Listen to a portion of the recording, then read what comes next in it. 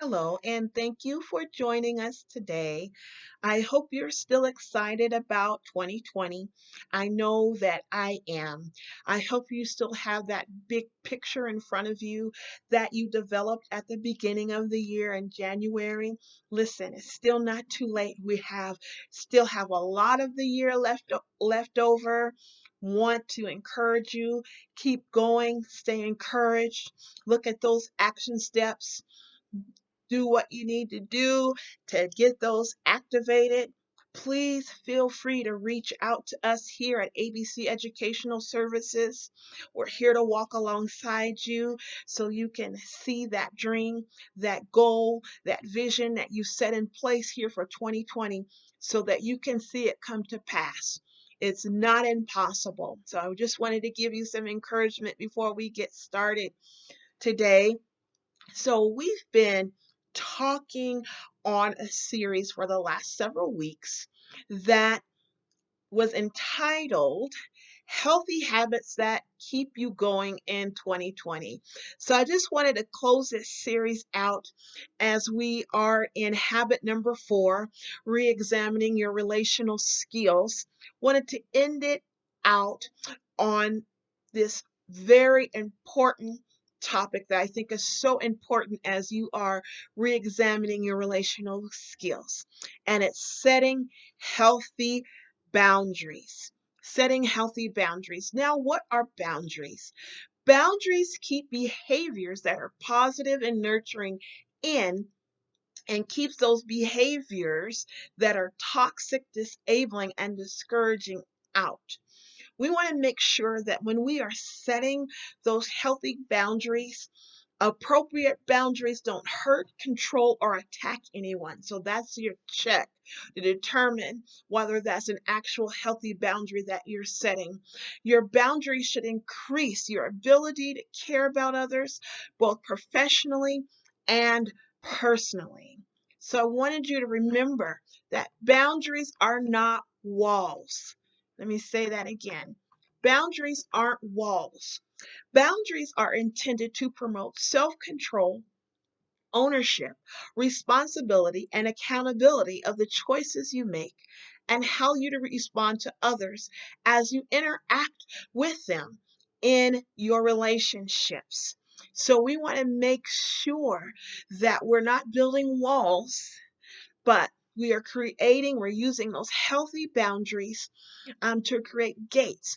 Gates that will allow those things that are healthy and good for us in, and keeping those things that are toxic, discouraging, debilitating out.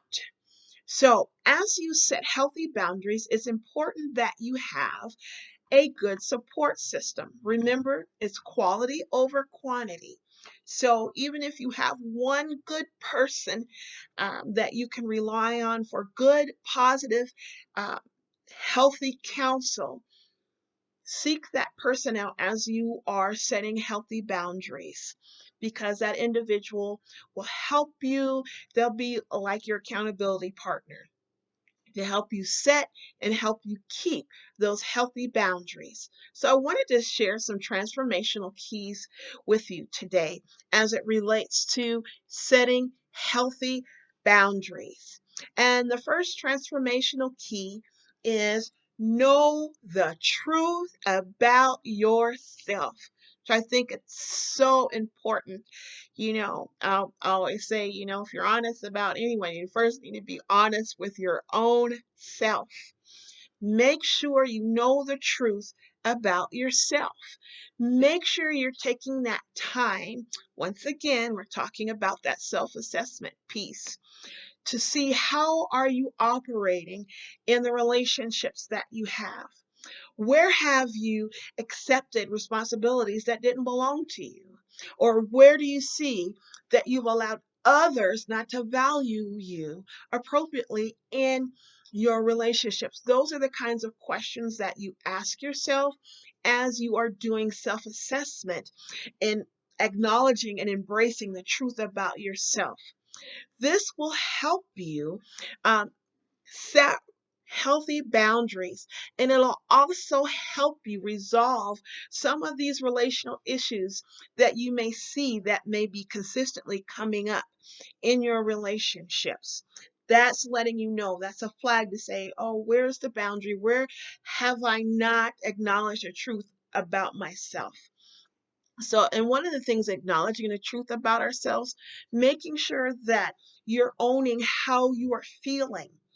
Now, we have to make sure that we're owning how we feel, even when we know it's not right. Accepting where our feelings are helps us to evaluate our feelings, get that flag to see, okay, where is a relational feeling, a fear in us where we might need to step back and take that opportunity to heal and resolve internal issues that we may see coming out in our relationship. So it's so important that we own how we are feeling. This helps us make the best choices for us and set healthy boundaries. Remember, you're the only one that can change how your relationships are going.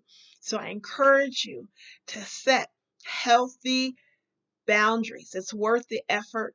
It's worth the effort, and it's worth investment in yourself and the relationships that you have. Everyone benefits when you continue to work on being the best you that you can possibly be. So, our second transformational key is to advocate for the relationship you want. Remember, we're still talking about setting healthy boundaries, and this is part of them, to advocate for the relationship that you want.